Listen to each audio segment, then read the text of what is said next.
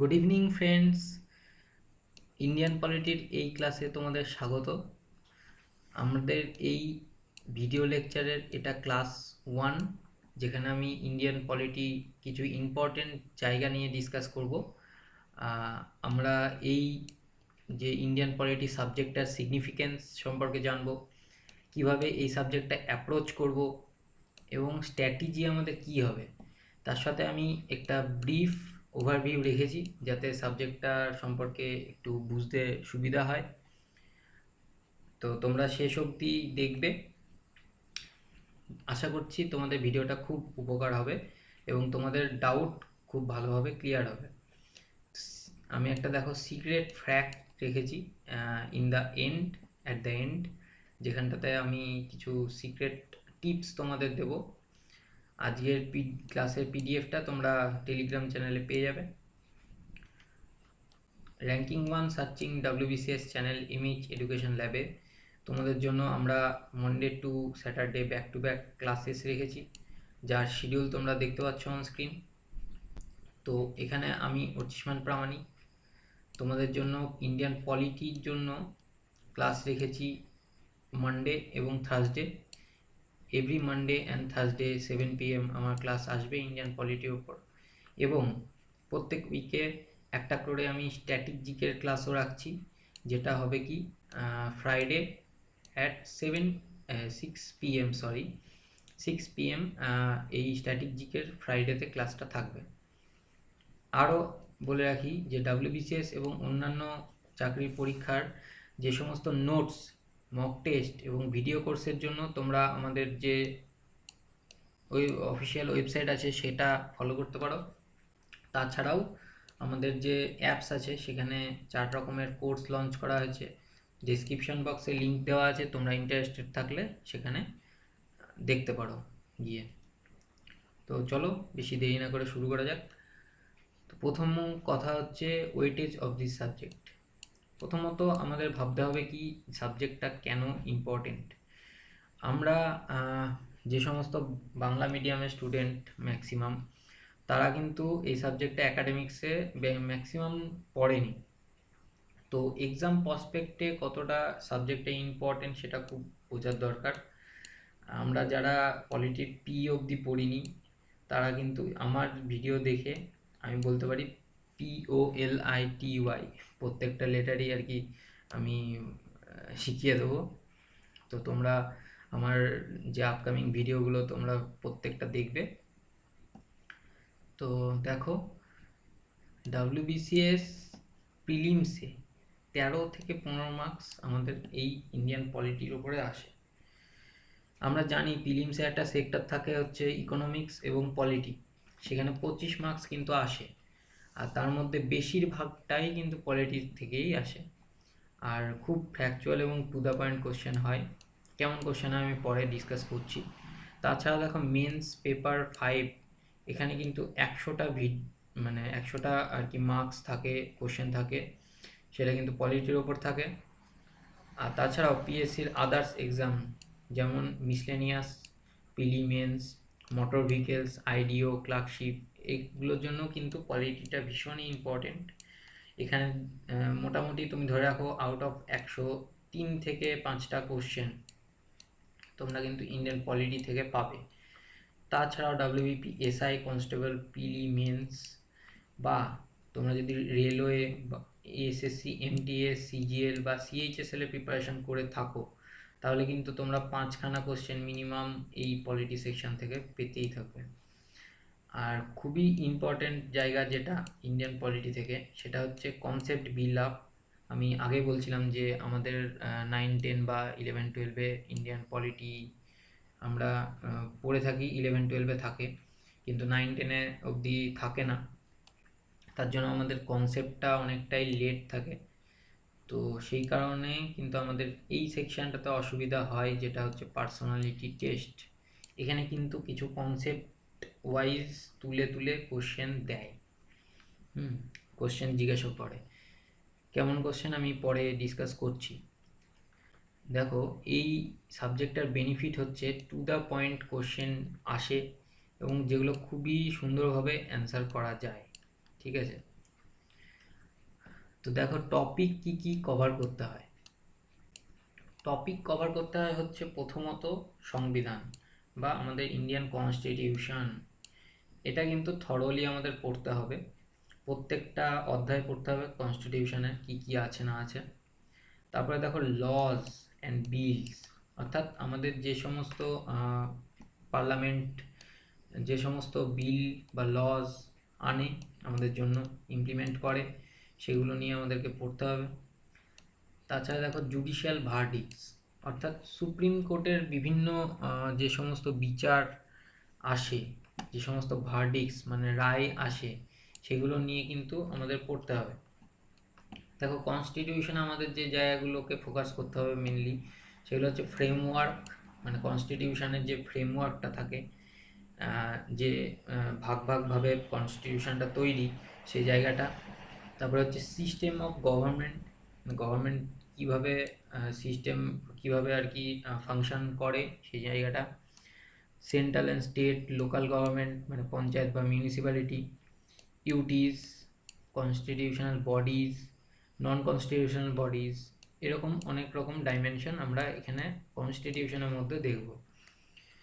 এবার lodge and বিলস মানে কি? লজ অ্যান্ড বিলস মানে হচ্ছে যে সমস্ত লগুলো পার্লামেন্টে পড়ে আছে বা কোনো অ্যাক্ট নতুন এসছে, নতুন পাশ করা হয়েছে, সেগুলো কিন্তু খুবই ইম্পর্ট্যান্ট পরীক্ষার পার্সপেক্টের দিক থেকে।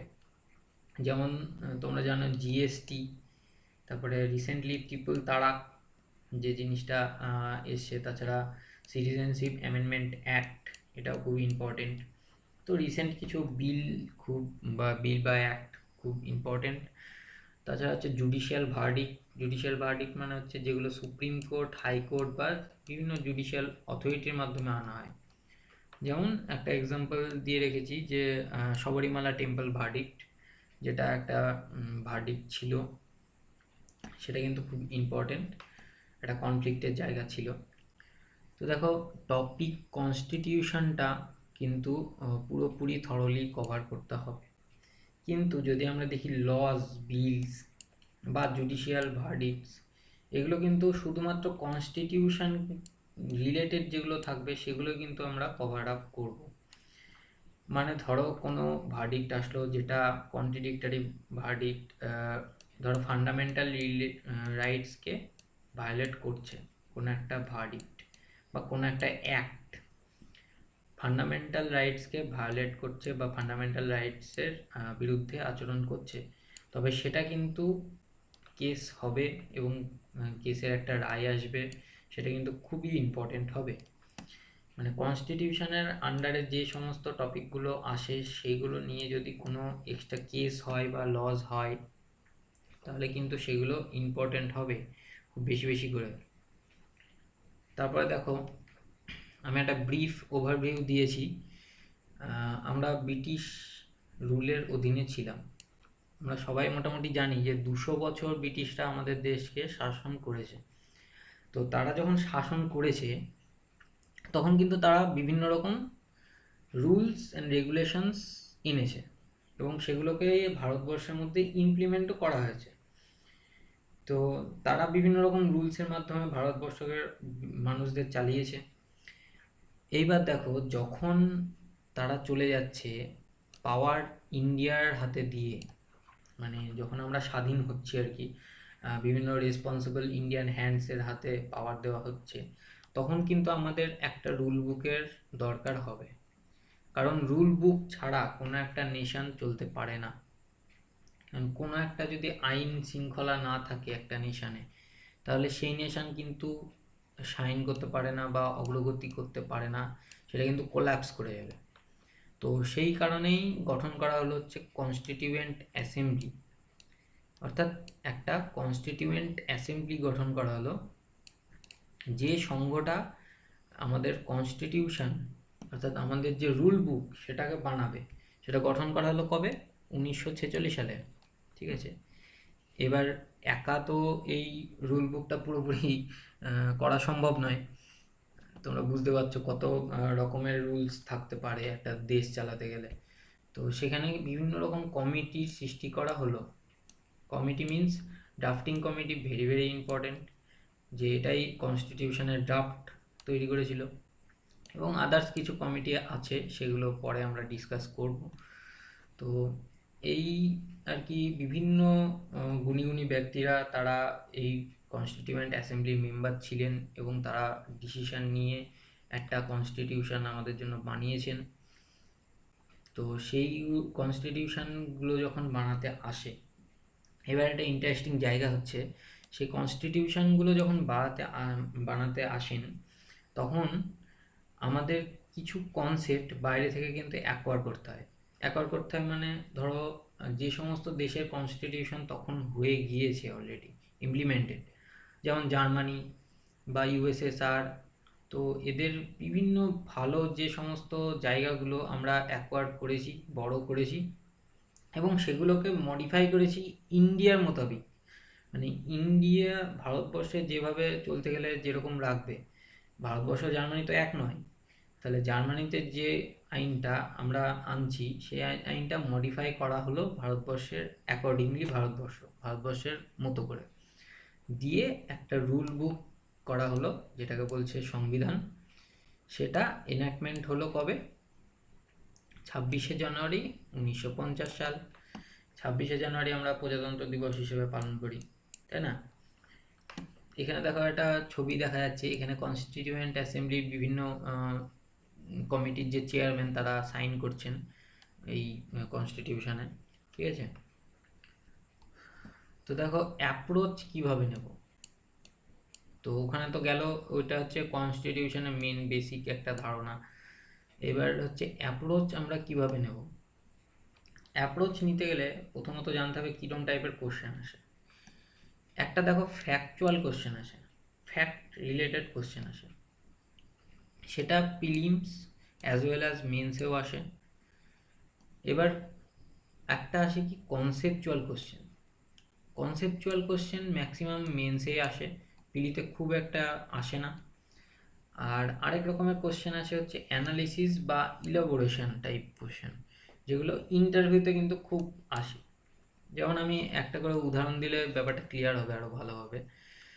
তোমরা কয়েকজন পড়েছো, কয়েকজন পড়োনি, তো যারা পড়োনি একটু অসুবিধা হতে পারে ফার্স্ট দিন। আমি আস্তে আস্তে যখন ক্লাসগুলো করাবো সেগুলো ফলো করবে, তোমাদের সমস্ত ডাউট কিন্তু ক্লিয়ার হয়ে যাবে। দেখো ডিস্ট্রিক্ট জাজ in state are appointed by, মানে একটা স্টেটের যে ডিস্ট্রিক্ট জাজগুলো থাকে তাদের অ্যাপয়েন্ট কে করে, এটা হচ্ছে প্রিলিম বেস কোশ্চেন। এগুলো সবই কিন্তু প্রিভিয়াস ইয়ারের কোশ্চেন, আগে থেকে বলে রাখি, আমার মন থেকে বানানো নয়। তো ডিস্ট্রিক্ট জাজদের কে অ্যাপয়েন্ট করে, এটার অ্যান্সার হবে হচ্ছে গভর্নর, ঠিক আছে? গভর্নর ডিস্ট্রিক্ট জাজদের কিন্তু অ্যাপয়েন্ট করে। দেখো একটাই টপিক গভর্নর থেকে কীরকম টাইপের ডাইমেনশনের কোশ্চেন আসছে সেটা কিন্তু লক্ষ্য করো, হ্যাঁ, ভালো মতো। তারপরে দেখো আমরা মেন্সের কনসেপ্টে যাই, মেন্সে কীরকম টাইপের কোশ্চেন আসে। The salary and allowances of the governor are charge to, কোথায় চার্জ করা হয়েছে, মানে গভর্নরের যে স্যালারি সেটা কোন জায়গাটায় চার্জ করা হয়। আমাদের মনে রাখতে হবে ইন্ডিয়াতে বিভিন্ন রকম ফান্ড হয়, ঠিক আছে? একটা হয় হচ্ছে কনসোলিডেটেড ফান্ড অফ ইন্ডিয়া, একটা হয় হচ্ছে কন্টিনজেন্সি ফান্ড অফ ইন্ডিয়া। এই ফান্ডগুলো সম্পর্কে পরে অবশ্যই আলোচনা করব। তো এই যে ফান্ডগুলো, এই যে তহবিলগুলো, এই তহবিল থেকে কিন্তু গভর্নর, প্রেসিডেন্ট এদেরকে পয়সা দেওয়া হয়, ঠিক আছে? মানে পয়সা না অ্যাকচুয়ালি, তো যে স্যালারি বা অ্যালাউন্সেস দেওয়া হয়, তো সেই গভর্নরের যে স্যালারি বা অ্যালাউন্সেস সেগুলো কোন জায়গাটায় চার্জ করা হয়, এইটা হচ্ছে মেন্সের মতো করে কোশ্চেন। মানে দেখতে পাচ্ছ তো একটা চ্যাপ্টারের সাথে আরেকটা চ্যাপ্টার ইন্টার কানেক্টেড করে মেন্সে কিন্তু কোশ্চেনগুলো আসে, এরকম ডাইমেনশন টাইপের করা থাকে। আর একটা দেখো যেরকম ইন্টারভিউতে জিজ্ঞেস করে, যেমন is governor office important or it is just a West of money, মানে গভর্নর রাজ্যপালের অফিস কি আদৌ ইম্পর্টেন্ট কিছু আছে, না এটা শুধুমাত্র পয়সা খরচই হচ্ছে গভর্নমেন্টের, এরকম টাইপের আর কি বলতে পারে, জিজ্ঞেস করতে পারে যে তোমার কি মনে হয়। তো তোমরা অবশ্যই এটাতে খুব ভালো স্কোর করবে। দেখতে থাকো ভিডিও এবং শেষ অবধি দেখবে। তো প্রথমত দেখো স্টাডি মেটেরিয়াল কি আমরা ব্যবহার করব, ঠিক আছে। স্টাডি মেটেরিয়াল বলতে গেলে প্রথমেই যে জিনিসটা আসবে সেটা হচ্ছে এম লক্ষ্মীকান্তের ইন্ডিয়ান পলিটি বুক। অবশ্যই এটা ফ্যাকচুয়াল ইনফরমেশনের দিক থেকে প্রচণ্ডভাবে ইম্পর্টেন্ট একটা বই। কিন্তু এই বইটার সমস্যা হচ্ছে এই বইটাতে অনেক কিছু এক্সট্রা ইনফরমেশান আছে যেগুলো অনেক সময়তেই অনেক পরীক্ষাতে কাজের আসে না, যদি কিনা তুমি ইউপিএসসি এক্সাম না দাও। স্টেট লেভেল এক্সামে অনেক কিছুই কাজে লাগে না।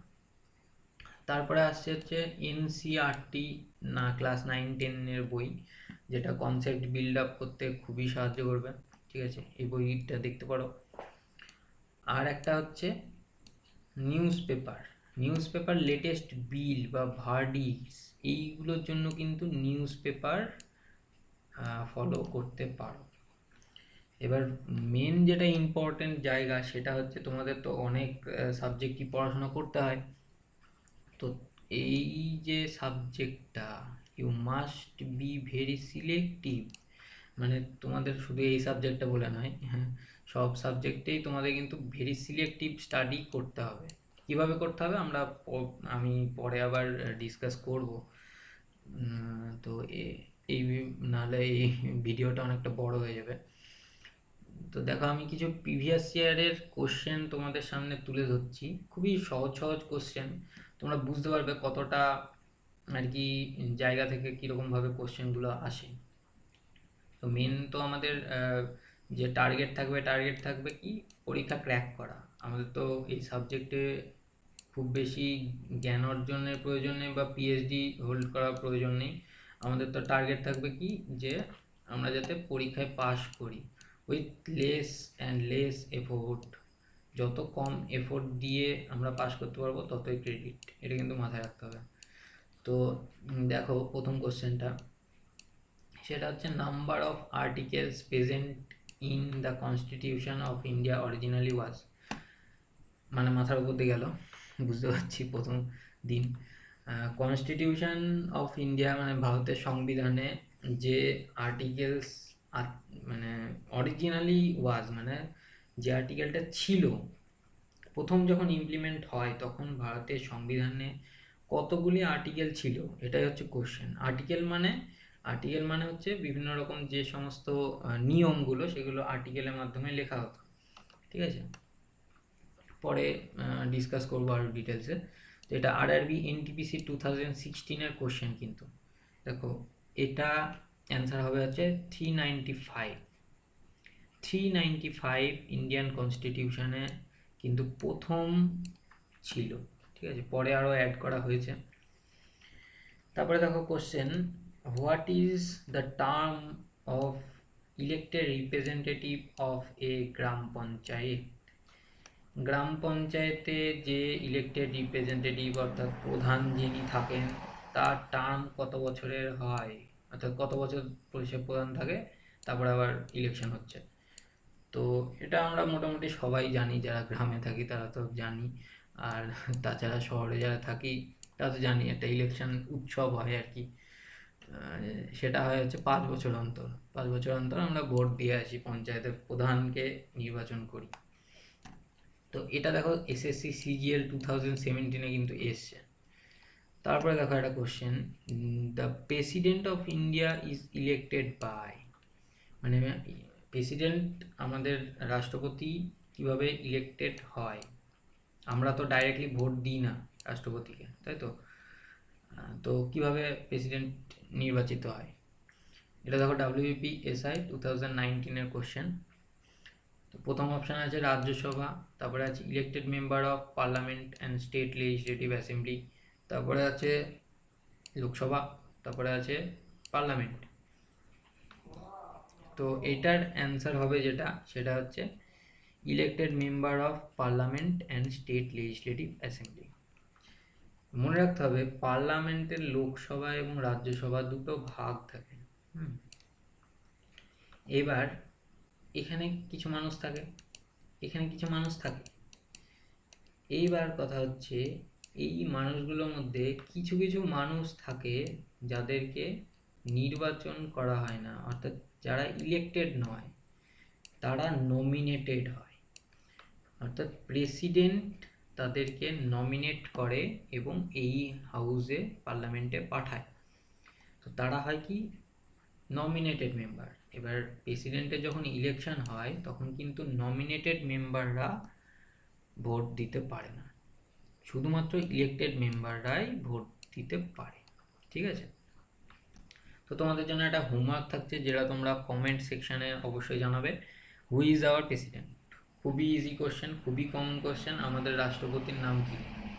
ঠিক আছে, তারপরে দেখো, the chairman of Rajya Sabha is, এটা ডাব্লিউবিসিএস পিলি এই বছরই এসছে। রাজ্যসভার চেয়ারম্যান কে? অপশান দেখো, president of India, vice president of India, prime minister of India and home minister of India. কোনটা হবে? এটা হবে ভাইস প্রেসিডেন্ট অফ ইন্ডিয়া। মানে vice president of India is x officio chairman of Rajya Sabha. মানেটা কি? মানেটা হচ্ছে যিনি ভাইস প্রেসিডেন্ট অফ ইন্ডিয়া হবে তিনি ভারতের রাজ্যসভার চেয়ারপারসন হবে। এটাই হচ্ছে মোদ্দা কথা। এইবার তোমাদের জন্য এটাতেও একটা হোমওয়ার্ক থাকছে, কে আমাদের ভাইস প্রেসিডেন্ট থাকবে। দয়া করে কমেন্ট সেকশনে বিনোদ লিখে দিও না, it is part of the joke. Last but not the least, secret to achieve the success, এটা হচ্ছে there is no shortcut। এখানে কোনো শর্টকাট নেই। কোনো সাকসেসের কিন্তু কোনো শর্টকাট অ্যাকচুয়ালি হয় না। তোমাকে ডিটেলস স্টাডি করতে হবে এবং পরিশ্রম করতে হবে, তবেই সফল হতে পারবে। 2 নম্বর বিষয় হচ্ছে ফলো মাই ক্লাসেস। অবশ্যই আমার ক্লাস ফলো করো, দেখবে তোমাদের প্রত্যেকটা টপিকের কনসেপ্ট বিল্ড আপ হবে। এমসিকিউ এর মাধ্যমে তোমাদেরকে পরে ডিসকাশন করা হবে। এর মাধ্যমে তোমরা ফুললি প্রিপেয়ার হবে। আমার ক্লাসটা শুধু যদি মানে ফলো করতে থাকো তাহলে কিন্তু পুরোপুরি তোমরা প্রিপেয়ার হয়ে থাকবে পরীক্ষার জন্য। আর 2 নম্বর বিষয় হচ্ছে make notes, physical or digital. যদিও আমি টেলিগ্রাম চ্যানেলে তোমাদের এই পিডিএফগুলো প্রত্যেক দিন পিডিএফগুলো প্রোভাইড করতে থাকবো, কিন্তু তাও তোমরা যখনই এই আমার ক্লাসগুলো অ্যাটেন্ড করবে তখন একটা খাতা আর একটা পেন নিয়ে বসবে এবং আমি যে জায়গাগুলো বলবো, যে জায়গাগুলো ফোকাস করব, সেই জায়গাগুলোকে তোমরা নোট ডাউন করতে থাকবে, লিস্ট টাইপের নোট ডাউন করতে থাকবে। আইদার তোমরা লিস্ট টাইপের নোট ডাউন করতে থাকবে অর তোমরা ইন্টারকানেক্টেড করে নোট করতে থাকবে। ঠিক আছে, ইন্টারকানেক্টেড মানে একটার পর একটা এইভাবে ইন্টারকানেক্টেড করে নোটস করতে থাকবে, দেখবে অনেক সুবিধা হবে। নোটস মেকিংয়ের পরে আবার ভিডিও আমি করব। আর মেন জায়গা যেটা, সেটা হচ্ছে রিভিশন অ্যান্ড রিভিশন করতে থাকতে হবে। সেটা আমার ভিডিও রিভিশন করবে, একবার বুঝতে না পারলে 2বার 3বার দেখবে, একবারে না বুঝতে পারলে কমেন্ট সেকশানে জানাবে বা গ্রুপে মেসেজ করবে, কিন্তু তোমাদেরকে রিভিশন দিয়ে যেতেই হবে। ঠিক আছে, রিভিশন দেবে উইথ নোটস, আর এমসিকিউ তো আমি প্রোভাইড করতে থাকবো, সেগুলো করবে। আর যদি তোমাদের কোনো ভিডিও রিলেটেড কোনো কোয়ারিজ থাকে বা কোনো সাজেশান থাকে যে ভিডিওটা আরও কীভাবে ইমপ্রুভ করা যায়, তোমরা কিন্তু কমেন্ট সেকশানে অবশ্যই জানাবে। ঠিক আছে, আরেকবার আমি আমার ভিডিও শিডিউলগুলো বলে দিই। সেটা হচ্ছে স্ট্যাটিক জিকে, আমার প্রত্যেক ফ্রাইডেতে থাকবে 6 PM স্ট্যাটিক জিকের ক্লাস। এখানে আমি স্ট্যাটিক জিকের প্রত্যেকটা টপিক নিয়ে ব্রিফ ডিসকাশন করব এবং তোমরা এই ক্লাসগুলো ফলো করতে থাকবে। আর একটা ক্লাস থাকবে হচ্ছে, 2টো ক্লাস থাকবে, Monday and Thursday Indian polity 7 PM। প্রত্যেক সোমবার এবং বৃহস্পতিবার 7টার সময়তে তোমরা পলিটি ক্লাস কিন্তু পাবে। তো থ্যাংক ইউ ফর ওয়াচিং।